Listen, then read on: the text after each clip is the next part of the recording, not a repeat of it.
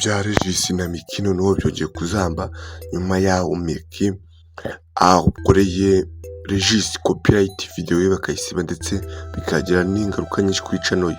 Iyi copyright murayireba mu kanya tujye kwisesengura. Regis nyuma yaho avuze byinshi bitangaje bikaba nabyo tugaruka tubibaho mu kanya, ariko intambara igiye kuba intambara. Regis yiteguye ngo guhangana noneho ku buryo bweruye n'uyu Miki umaze kumusibira video nk'uko mubibona mu itangazo YouTube yoherereje Regis.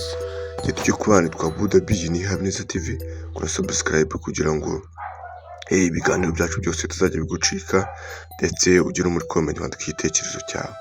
Dutangirire ku byo Regis yanditse. Yagize ati utwa Nyirabyuka ntiyasika cyangwa hasiba kampani yacu ya YouTube channel ugume abantu buterwa n'iki. Anytime bashobora kudutokinga down. Ibi ni byo Regis yatangaje nyuma y'uko Miki yaramaze kumukorera ya copyright. Reka tuze rero dusesengura ya copyright wumve ikivuze ndetse n'ibyo yarigamije. YouTube yagize iti Hi Regis Kid, we receive a copyright remove request for your video. Twakiriye copyright dusaba gukuraho video yawe based on applicable copyright law, bigendeye ku mategeko agenga ama copyright. We removed your video from YouTube. Twakuyeho video yawe kuri YouTube.